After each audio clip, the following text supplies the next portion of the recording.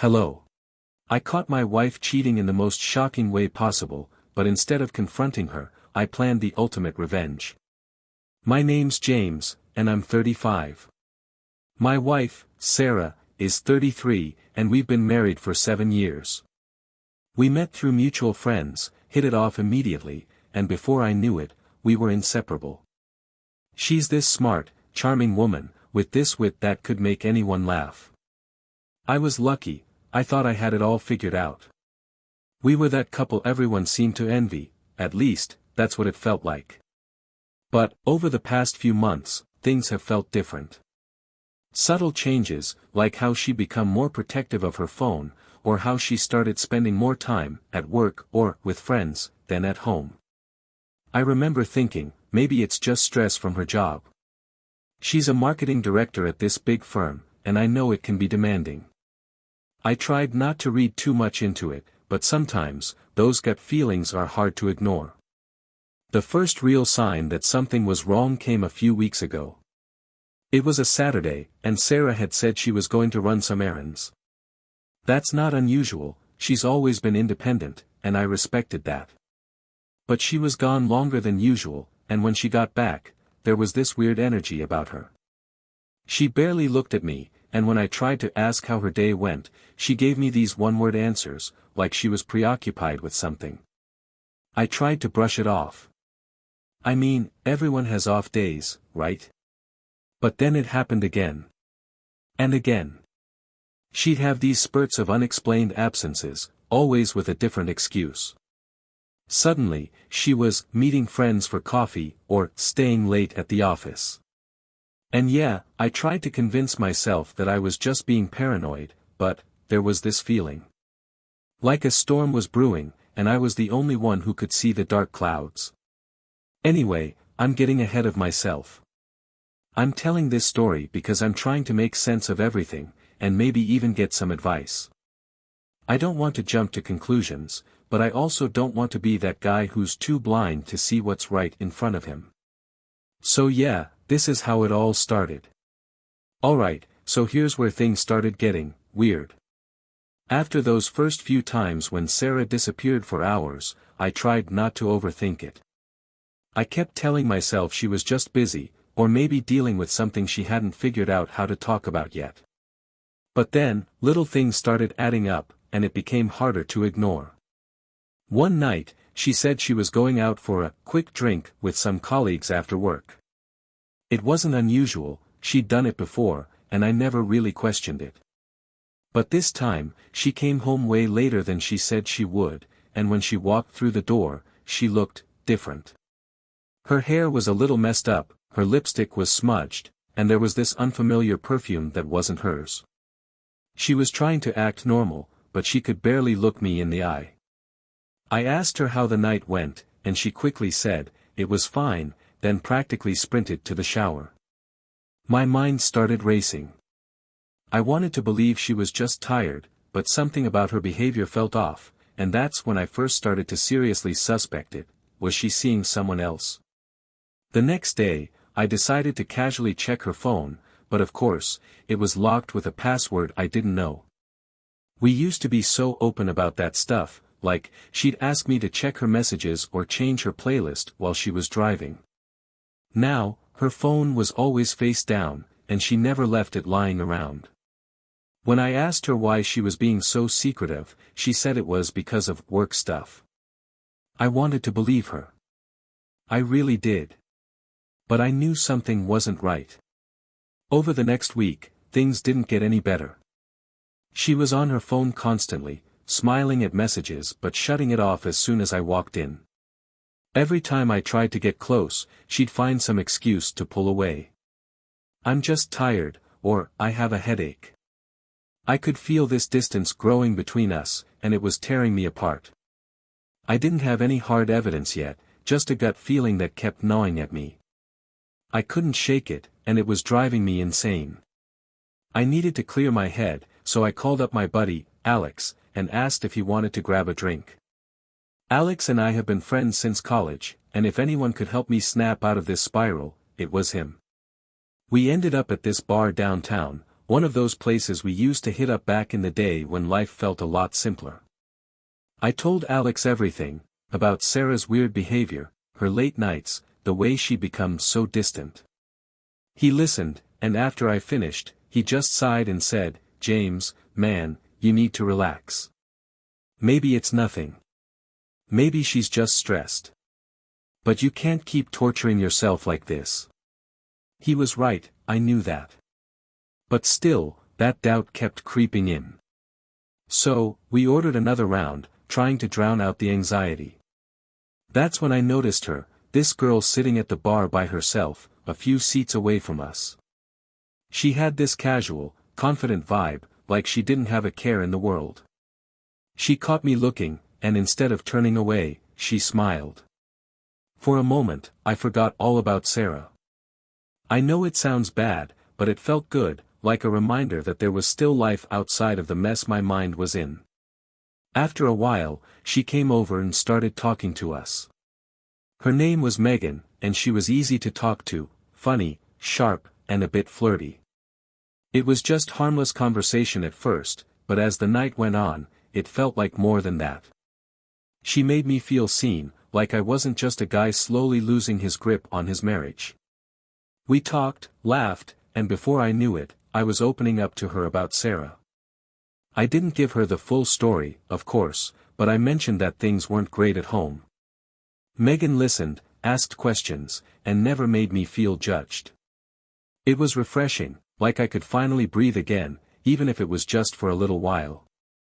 I wasn't looking to start anything, I still loved Sarah, or at least I thought I did, but that night with Megan gave me a sense of comfort I hadn't felt in a long time.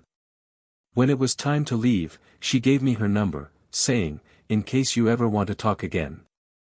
I hesitated but ended up saving it. I didn't know what I was doing. I didn't want to be the guy who strayed because things got tough at home. But there was a part of me that was tired of feeling alone, of feeling like a stranger in my own marriage. I thought maybe, just maybe, I could use a friend right now. I didn't know it then, but that night at the bar was going to lead me down a road I never saw coming. And things were about to get a whole lot more complicated. Alright, so this is where things really started to unravel. After that night out with Alex, I tried to push all the doubts out of my mind. I wanted to believe that maybe I was just being paranoid, that Sarah was just busy and things would go back to normal. But it wasn't easy. Every time she came home late, or every time I saw her glued to her phone, that feeling would creep back in. I wanted to talk to her, but every time I tried, I'd lose my nerve. One morning, Sarah left in a rush, barely stopping to grab her coffee before heading out the door. I remember calling out, "Hey, you forgot your lunch," but she was already halfway to the car, saying something about a big meeting she couldn't be late for. I figured I'd just drop it off at her office later, maybe it'd be a nice surprise, like a little gesture to show her I was still thinking about her, despite everything. A few hours later, I grabbed the lunch and headed over to her office. Sarah worked at this sleek, modern building downtown, and I'd been there plenty of times before to pick her up or meet her for lunch. Walking in, everything felt normal. I smiled at the receptionist, Lisa, a friendly woman I'd met a few times before. She was usually chatty, but today she just gave me this tight-lipped smile that didn't quite reach her eyes. "Hey, Lisa. I'm just dropping off lunch for Sarah." "She forgot it this morning," I said, holding up the bag. Lisa hesitated, glancing down at her desk before looking back at me. "Oh, she's not in the office right now, James," she said, her voice a little too calm. "She's out for a meeting." Something about the way she said it made my heart start racing. I felt this rush of heat rise up my neck, but I forced a smile. "Really? She didn't mention any meetings when she left this morning." Lisa just nodded, avoiding my eyes. "Yeah, she left not too long ago. You can leave the lunch here, and I'll make sure she gets it when she's back." I didn't want to make a scene, so I handed over the bag and started to turn away, but I couldn't shake the feeling that something was off. Lisa was fidgeting, her eyes darting to the door behind her, and I felt this surge of irritation. I wanted to ask more, to press her, but I didn't even know what I was looking for. Instead, I just said, "Thanks, Lisa," and started walking towards the exit. I was halfway to the door when I heard something, laughter. A woman's laugh, followed by a man's voice, low and muffled, but unmistakable. My head snapped in the direction of the sound, and I realized it was coming from down the hall, behind a door I knew led to one of the executive lounges. My heart was pounding, and before I knew what I was doing, I was walking back down the hallway, past Lisa, who was now staring at me with wide eyes. "James, wait," she started, but I ignored her. I didn't know what I was thinking, what I was hoping to find, but I couldn't stop myself. I needed to know. I needed to see. I reached the door and, without thinking, pushed it open. It wasn't locked, and as it swung open, the sight in front of me made my stomach drop.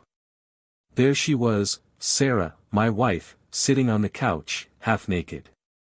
Her blouse was unbuttoned, her skirt hiked up, and she was leaning back, lazily rinsing a strawberry under a small dish of water. And next to her, a man I recognized immediately, Paul, one of the shareholders at her firm. He was leaning close, too close, and I watched as Sarah lifted the strawberry to his lips, laughing softly as he took a bite. I felt like the floor had been ripped out from under me. My head was spinning, my vision blurred, and for a moment, I couldn't breathe. Sarah didn't even notice I was there until I slammed the door against the wall. The sound echoed through the room, and she jumped, her eyes snapping up to meet mine. The look on her face. I'll never forget it. Shock, fear, and then, almost instantly, this cold, calculated calmness. "James," she started, but I couldn't even hear her. All I could see was her, sitting there, like everything was normal, like she wasn't completely shattering my world. Paul stood up, trying to button his shirt, his face turning pale. "This isn't." I snapped, my voice louder than I intended. I could barely look at Sarah. My hands were shaking, and I felt like I was going to be sick. I wanted to scream, to lash out, to do anything that would make this nightmare go away, but all I could do was stand there, frozen, trying to make sense of what I was seeing. She got up, slowly, adjusting her blouse, as if that would somehow make everything less horrible. "James, I can explain," she said, her voice steady, but I could see the panic in her eyes. "Explain." I laughed, but it wasn't a real laugh. It was bitter, hollow, the kind of laugh you make when there's nothing left to do but break. "You're feeding strawberries to one of your shareholders, Sarah. What exactly is there to explain?" She stepped closer, but I took a step back, raising my hand to stop her. "Don't," I said, my voice barely above a whisper. "Don't come near me. I don't even remember how I got out of there." One moment I was standing there, looking at her, and the next I was back in the hallway, the door slamming shut behind me. I didn't wait to see if she would follow. I just kept walking, past Lisa, past the reception desk, out of the building. I didn't know where I was going, but I knew I had to get out of there, away from her, away from everything. My mind was a mess of anger, confusion, and pain, and all I could think was, how could she do this? How long has this been going on? The questions were eating me alive, and I knew I wouldn't get any answers today. But one thing was clear, I couldn't keep pretending that everything was fine. This wasn't just a rough patch. It was a betrayal, one I wasn't sure I could ever forgive. After catching Sarah and Paul together in her office, my mind was a storm of rage, betrayal, and something close to disgust.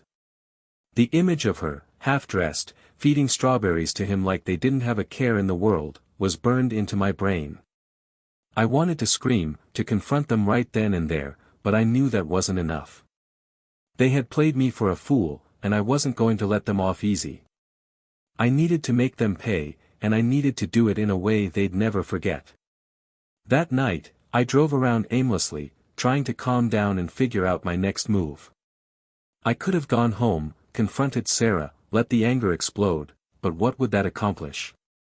She'd cry, apologize, try to talk her way out of it, and I'd still be left with a broken marriage. No, if she wanted to play games, I was going to make sure she lost. Badly. The next morning, I put my plan into action. First, I called Todd, my lawyer friend. I told him everything, about catching Sarah, about her affair with Paul, and about how I wanted to move forward with the divorce without her catching on. Todd was a little taken aback by the intensity in my voice, but he understood. James, if you're serious about this, we need to gather everything we can. Documents, messages, proof, anything that will help your case. Let's make sure she walks away with nothing. I spent the next few days quietly preparing. I went through our finances, looking for anything that might show Sarah had been planning to keep things from me. I found what I needed. She had been moving money into a separate account, slowly but steadily, like she was preparing for a quick exit. It was more proof of her betrayal, and it made my resolve even stronger. The next part of my plan involved Paul. He already knew that I'd caught them, and I could see the fear in his eyes when I barged into that office. I hadn't spoken to him directly since that day, but I needed to use him if I was going to pull this off. So, I called him up, pretending to be calm and collected, as if I'd accepted the situation. "Paul, it's James," I said when he picked up. "I think we need to talk." There was a pause on the other end, and I could almost hear him trying to figure out what to say. "James, listen. I'm really sorry about everything." "I'm not calling to talk about that," I cut him off, keeping my voice steady. "I'm calling because I need your help." He was confused, but also cautious. "Help? With what?" "With Sarah," I said. "I'm not looking to make this uglier than it already is, but I want to make sure I'm not left out in the cold here. She's been hiding money, and I'm pretty sure she's got plans to leave me high and dry. I think you know her well enough to understand what I'm talking about." Paul hesitated, clearly caught off guard. I don't know what you're asking, James." "I'm asking you to help me gather some information," I said, my tone cold. "I need to know exactly what she's been planning, what accounts she's been using, and what she's hiding. If you cooperate, we can all walk away from this without it turning into a public scandal.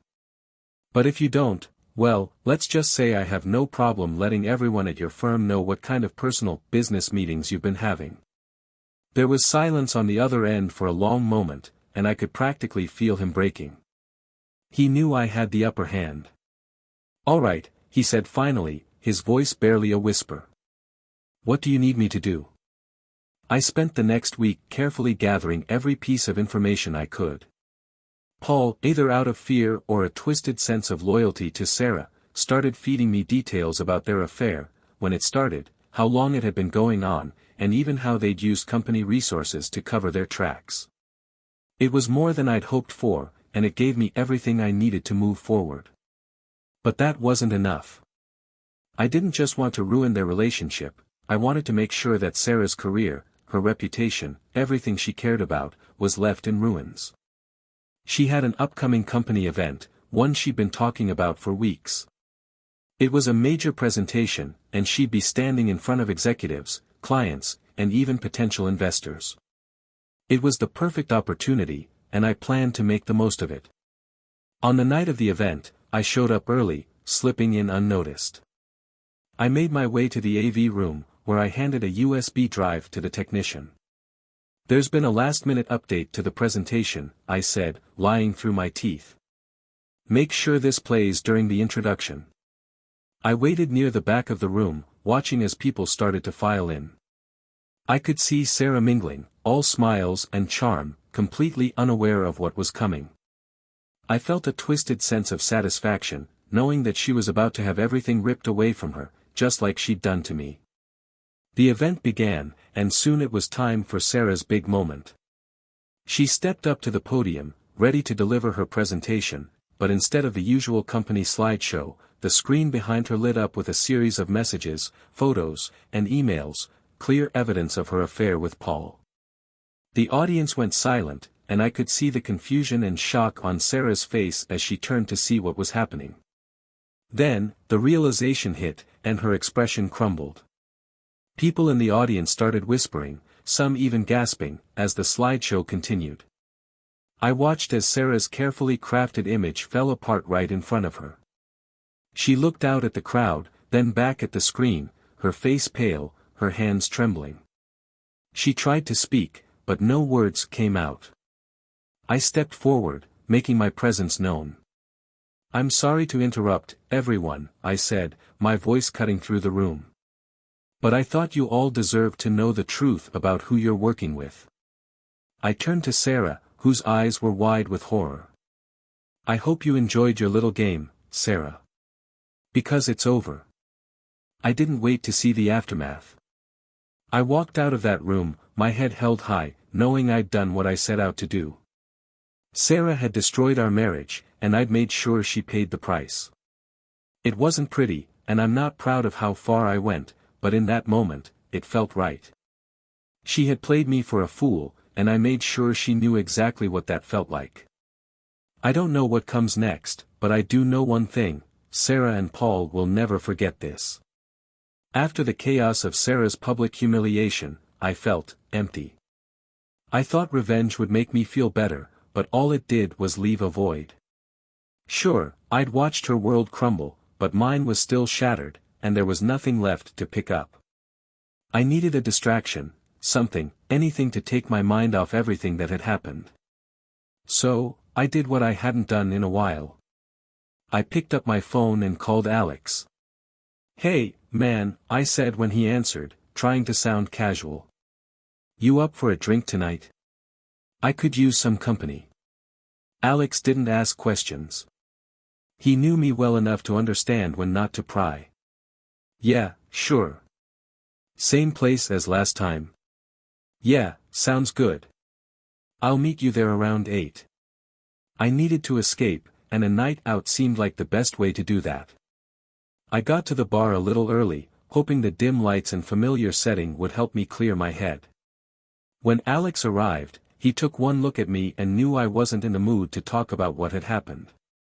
So, we just started drinking, talking about everything except Sarah, except the mess of my marriage. After a couple of rounds, I was starting to feel lighter, less burdened. That's when I noticed her again, the same girl I'd met here a couple of weeks ago, the night I'd started suspecting things with Sarah were really bad. She was sitting at the bar, alone, nursing a drink.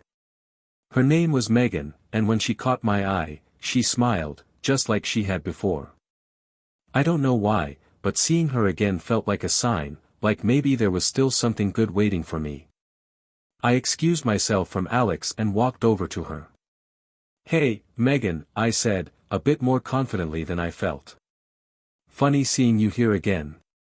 She looked up, surprised but happy. "James, right? I thought you might have forgotten about me." "Not a chance," I said, sliding onto the stool next to her. We started talking, and it was like picking up right where we'd left off. She had this way of making everything seem less serious, less heavy. We laughed, joked, and I found myself telling her things I hadn't told anyone, not even Alex. As the night went on, the bar began to empty, but we stayed, caught up in our conversation. We talked about everything, our favorite bands, movies, even the weirdest things we'd seen on the subway.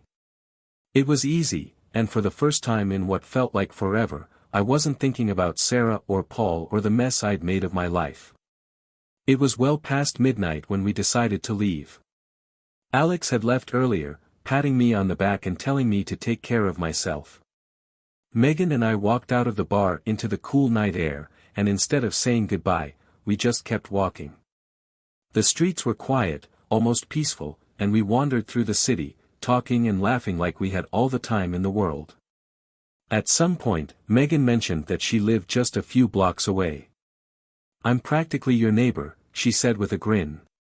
"I live in the next block." "Really?" I said, surprised.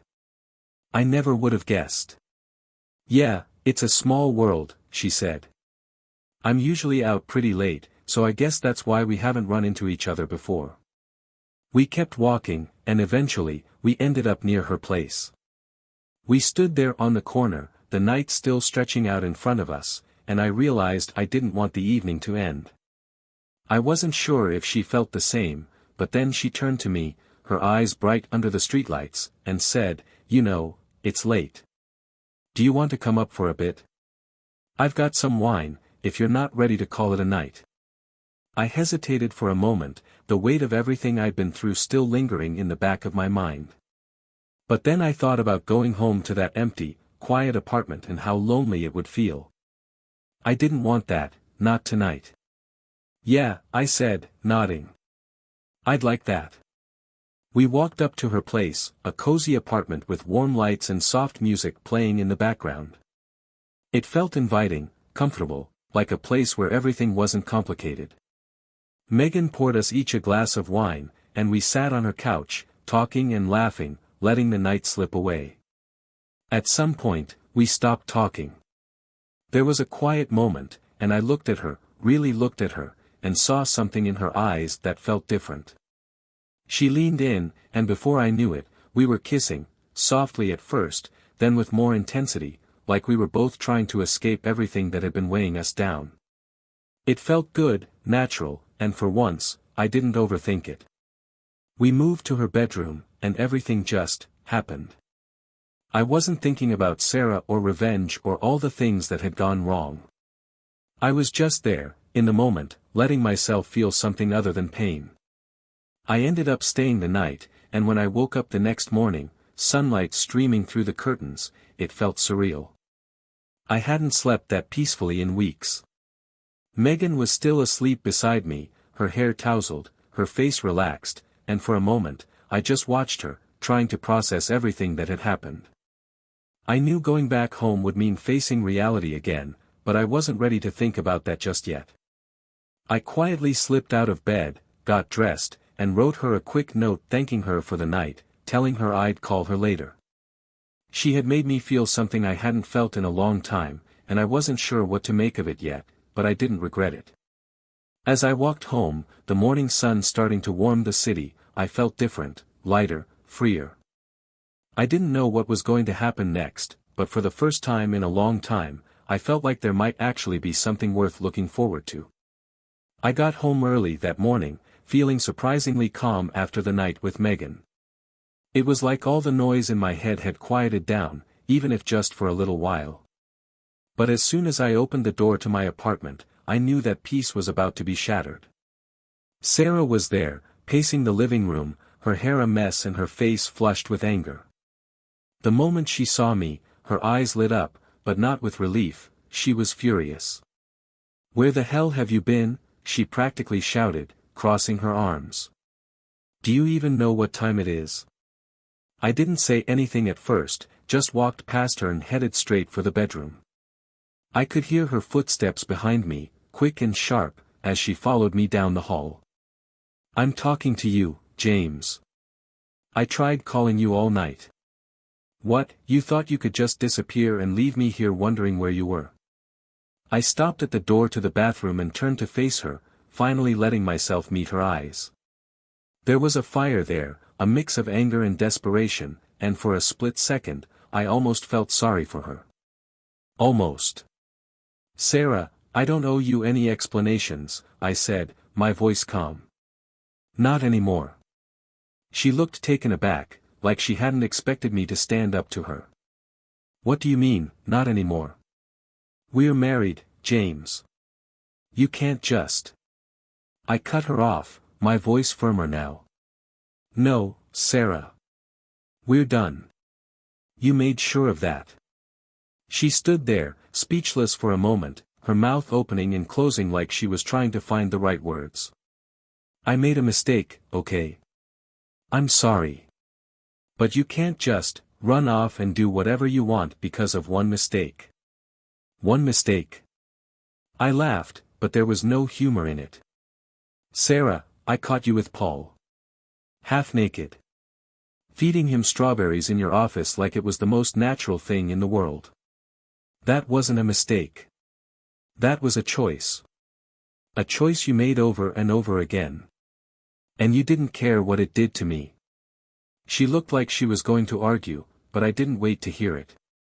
I turned and went into the bathroom, locking the door behind me. I needed a shower, to wash off everything, last night, this morning, the mess that was my life right now. As the hot water poured over me, I thought about everything that had happened, everything I'd done to get back at her, and it hit me how tired I was of all of it. I was done with the lies, the games, the endless back and forth. It was time to end this, once and for all. When I stepped out of the shower, Sarah was still there, standing in the doorway to the bedroom, waiting for me. She looked like she hadn't moved, like she'd been frozen in place, and I could see the tears starting to form in her eyes. "James, please," she said, her voice softer now. "We can work through this. I'll end things with Paul. I'll do whatever it takes to fix this." I dried off, wrapping the towel around my waist, and looked at her. For a moment, I almost believed she was sincere, that maybe she really was sorry. But then I remembered how calm and carefree she'd looked with Paul, like nothing else mattered, and that small flicker of hope died.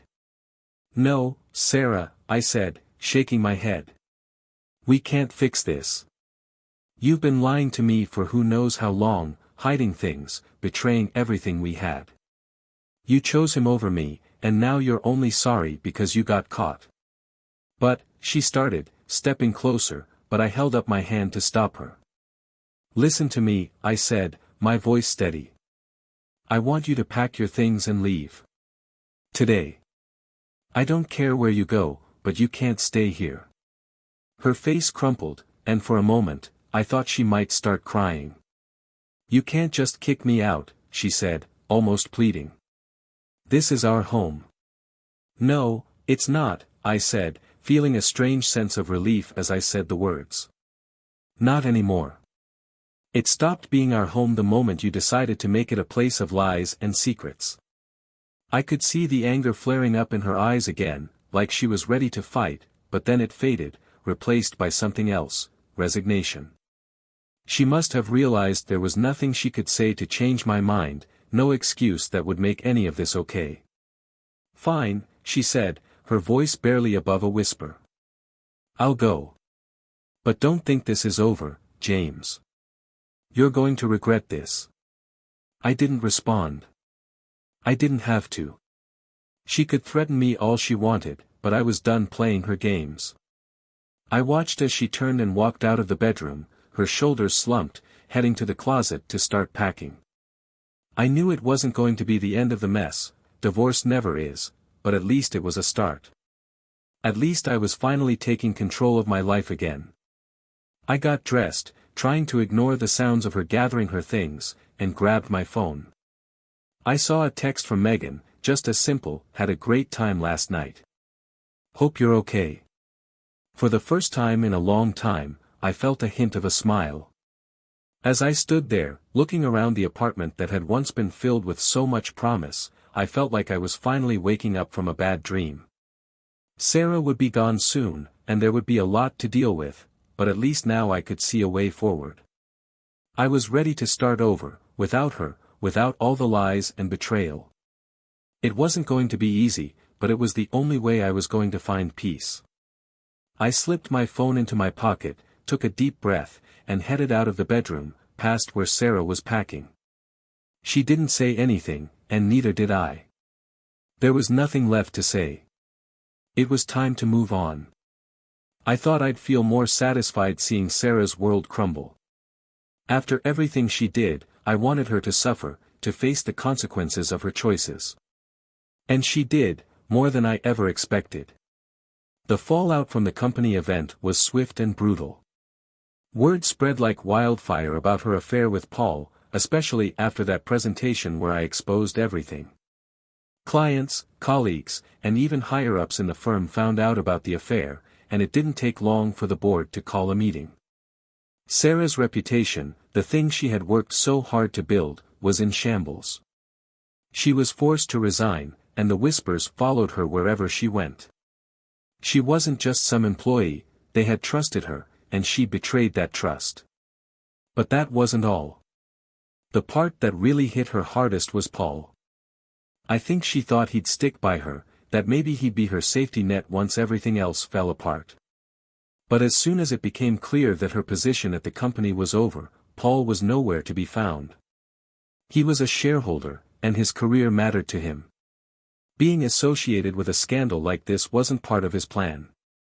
He turned his back on her, cutting all ties to save his own skin. From what I heard, he didn't even have the decency to call her. He just stopped returning her texts, acting like she never existed. The worst part, though, was when I found out Sarah was pregnant. She must have thought the pregnancy would give her some leverage, a way to hold on to something stable, but now she was facing the reality of being pregnant and alone, with no job, no support, and no idea what to do.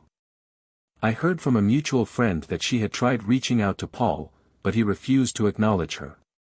He wasn't going to ruin his life for her, especially after she'd lost everything that made her valuable to him. It was like watching a house of cards collapse, one piece falling after another. And the truth is, I felt nothing. I didn't feel joy or satisfaction. It was like all the anger I'd carried around for so long had finally burned itself out. I didn't need to see her suffer anymore. Her life was already in ruins, and there was nothing left for me to do. While Sarah's life was falling apart, mine was slowly coming back together, thanks to someone I hadn't expected, Megan. After that night when I went to her place, things just clicked. I wasn't sure what to expect at first, but every time we met up, it felt more natural, more right. We didn't rush into anything, and she never pushed me to talk about Sarah or what had happened. She just let me be myself, and that was exactly what I needed. We started seeing each other more often. I'd stop by her place after work, or we'd grab a late dinner and then walk through the city, talking for hours. It was easy with her. She didn't judge me, didn't try to fix me, she just accepted me, flaws and all. It was a relief after everything I'd been through, and for the first time in a long time, I started to feel like I could breathe again. One evening, we were at her apartment, sharing a bottle of wine, and I realized how much my life had changed in just a few short weeks. I'd gone from feeling trapped and betrayed to finding something new, something that felt like a fresh start.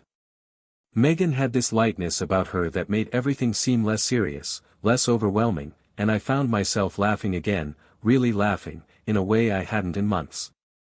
I still had a long way to go, divorces aren't easy, and there were plenty of legal battles ahead, but at least I wasn't facing them alone. Megan had become this unexpected anchor in my life, something steady when everything else felt chaotic. I didn't know where things would go with her, but I was willing to find out. Every time I left her place, I felt a little more hopeful, a little more sure that maybe I could get through this after all. Meanwhile, Sarah's situation was getting worse. She tried reaching out to me a couple of times, first to apologize, then to ask for help, but I didn't respond. There was nothing left to say. I had moved on, and I wasn't going to let her drag me back into her mess. The last thing I heard, she was struggling to find work, and her pregnancy had become an open secret. I can't even imagine how she must have felt, pregnant by a man who wanted nothing to do with her, with no job, no support, and her reputation in tatters. I guess, in a way, it was poetic. She had built her life on secrets, on lies, and now those same things were tearing her life apart. I didn't need to see her to know she was struggling, and maybe that's why I didn't feel the need to gloat or take joy in it. I had already gotten my revenge, and I was done with her.